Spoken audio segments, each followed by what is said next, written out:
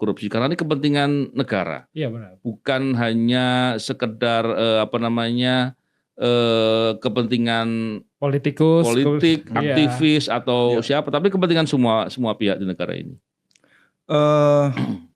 Ini soal jadi cara menghilangkan tuh saya nggak tahu abang setuju atau enggak. Saya mau ngasih contoh kecil soal pembenahan sistem, Bang. Ya. Walaupun penindakan itu nanti ada di KPK dan segala macam ya, lembaga hukum lain. Saya ngasih contoh kecil itu soal waktu rame di KRL, Bang. Dulu waktu KRL belum bertransformasi seperti sekarang, orang bisa menyuap, bisa menyuap petugas gitu, bayar di dalam lah. Itu kan contoh korupsi kecil ya, dengan suap kecil gitu. Kemudian dibentuk sistem yang bagaimana orang masuk ke stasiun harus step in lewat sistem teknologi itu. Akhirnya bisa ditekan, walaupun mungkin 1-2 masih lolos lah, tapi kan akan lebih banyak orang yang harus bayar, dipaksa bayar dengan sistem.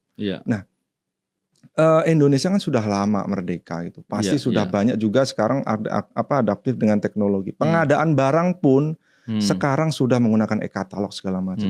Tapi kok masih bisa ada bolong-bolongnya? Karena lobby di belakang. Nah, Bang, modus-modus begini, masih adanya korupsi begini, itu apalagi gitu loh untuk menutupi bolong-bolong celah korupsi. Teknologi udah canggih, korupsinya kok makin canggih juga gitu kali ya, sejalan ya.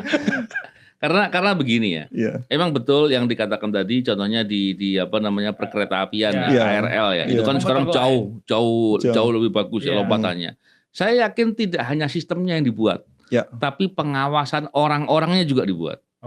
Kalau cuma sistemnya yang dibuat, orang-orangnya bisa ngakalin tuh, sebaik apapun sistem yang dibuat. Inilah yang disebut pengawasan tadi diantara dengan cara penindakan. Penindakan kan bisa penindakan disiplin, bisa dipecat orang-orang yang bermasalah, sampai dipidana dalam konteks yang lebih tinggi karena ada tahapan-tahapan yang bisa dilakukan. Kalau kita melihat tadi yang dikatakan terkait dengan perbaikan sistem, contohnya dalam pengadaan barang dan jasa.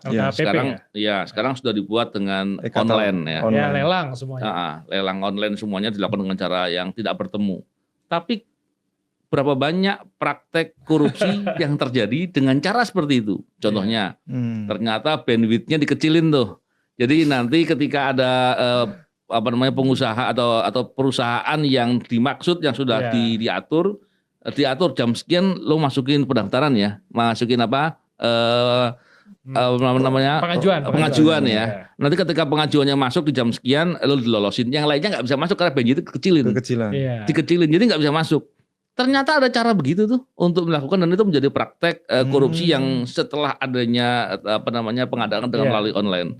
Jadi katalog juga begitu. Ternyata ada pihak-pihak lain yang menitipkan barang dengan cara tertentu dan diatur nanti milihnya agar milih yang itu aja.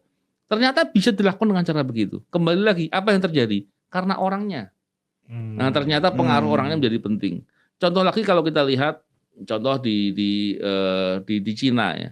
Dulu katanya ya, tembok Cina itu dibangun untuk membentengi agar tidak ada serangan dari luar. Betul. Ternyata tembok Cina dibuat segede itu, serangan tidak perlu harus menghancurkan tembok Cina. Caranya apa? Disuap yang jaga pintunya. Dan ternyata bisa dilakukan. Jadi kembali lagi, sistem sehebat apapun ketika orangnya tidak dibenahi, tidak dilakukan penindakan yang membuat mereka kemudian takut untuk berbuat, kemudian mereka mau mentaati aturan-aturan, akan sia-sia. Seperti itu, Bang. Ini berarti kan terkait mental juga kan, Bang. Dulu pernah kita di pemerintahan Pak Jokowi kan ada istilah revolusi mental, mindset yang mau diubah dulu deh gitu. Nanti terkait dengan yang tadi pertanyaan diskusi kita sebelumnya tadi tuh soal ya karena kebiasaan ngelihat lingkungan yang kaya semua ikutan kaya, jadi mau nggak mau harus korupsi gitu kan. Berarti memang mindset orang kita yang banyak itu yang menganggap korupsi itu wajar karena nggak berpengaruh di kita segala macam itu, harus mulai untuk mengubah itu bagaimana gitu loh. Buat di tatanan masyarakat lah. Iya. Seperti saya katakan tadi, orang pasti melihat fenomena yang terjadi itu seperti apa. Kalau dalam best practice pemberantasan korupsi yang terbaik itu harus dilakukan bersama-sama antara penindakan, pencegahan, dan pendidikan. Penindakan itu dilakukan untuk membuat orang jera, orang deterrent effect yang dibuat, orang menjadi takut untuk berbuat. pencegahan itu dibuat sedemikian rupa agar orang tidak bisa berbuat atau paling tidak sulit untuk berbuat. Kalau berbuat kemungkinan besar akan ketahuan karena sistemnya dibuat sedemikian rupa untuk pencegahan itu. Pendidikan dilakukan agar orang sekalipun dia punya kesempatan dia tidak mau berbuat. Nah, kembali lagi tadi kepada akhirnya mindset, kepada mental segala macam. Karena sebetulnya kalau orang itu bisa mempelajari kehidupan orang-orang yang berbuat korupsi. Orang berbuat korupsi kan rata-rata kehidupannya rusak mereka. Rusak dalam artian? Sekarang begini, mana ada sih koruptor yang kemudian anaknya menjadi sukses? Oke. Nggak ada. Berapa banyak kemudian kalau kita pelajari, kita lihat dari, kebetulan saya karena penyidik, saya kan lihat detailnya ya. Detailnya background keluarganya. Keluarganya, kehidupan sosialnya itu pasti akan dilihat semuanya itu. Itu mereka kebanyakan rusak, mau anaknya kemudian dugem, hancur segala macam. Itu seperti itu yang terjadi. Atau mungkin bahkan suami istri seolah-olah baik-baik padahal masing-masing punya selingkuhan begitu kan. Waduh. Itu separah itu yang terjadi.